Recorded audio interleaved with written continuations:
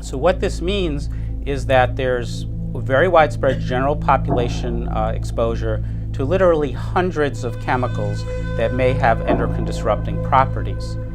So what I mean by this is very important. A 50-year-old guy today has a 22% lower testosterone level than a 50-year-old guy 15 years ago.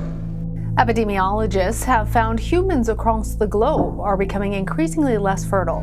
Now this study, it controlled for health and lifestyle factors like diabetes and obesity and smoking that are known to affect testosterone levels. As toxic chemicals continue to build up in our environment. So this dramatic decrease in testosterone levels persisted even after they corrected for those factors. EDCs have been linked to human health issues related to sperm quality, fertility, abnormalities in sex organs. Did you hear about the male frog exposed to a chemical found in tap water that ended up with female anatomy? Endometriosis, early puberty, nervous system function. Unfortunately, that's what actually happened when frogs ingested atrazine, a chemical found in the tap water of 70 million Americans. Immune function, cancers, breathing problems, metabolic issues, obesity. I was flying on a plane to Japan to go to a conference. I was with a friend who was a chemist for the Centers for Disease Control, and he said, heart health, growth, neurological, and learning disabilities. Shauna, you should study phthalates. And I'm going, why? I'd never heard of them. Why phthalates? And more, because hormones regulate nearly every process in the body. And he said, well, we have been measuring them at the CDC, and they're in everybody. They're in pregnant women. Phthalates are almost everywhere.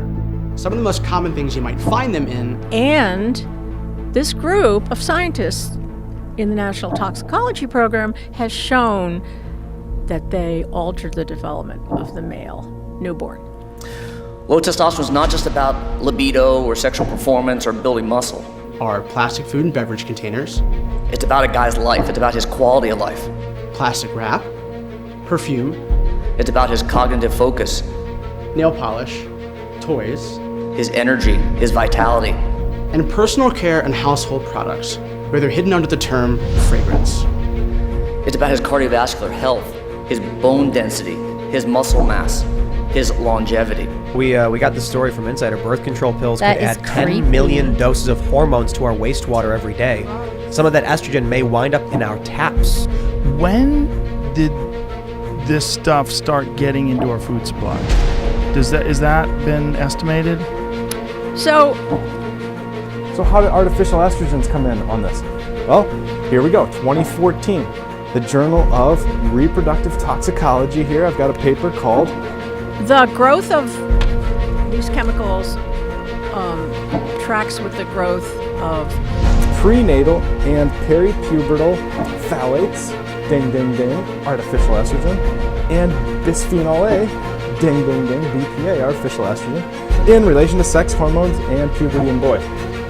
the petrochemical industry because they're made from petrochemical byproducts. Phthalates and BPA were associated with increased SHBG levels and decreased total and decreased free testosterone levels. I think that the biggest problem the world will face in 20 years is population collapse. Collapse. I agree. I want to emphasize this. The biggest issue in 20 years will be population collapse. Not explosion, collapse.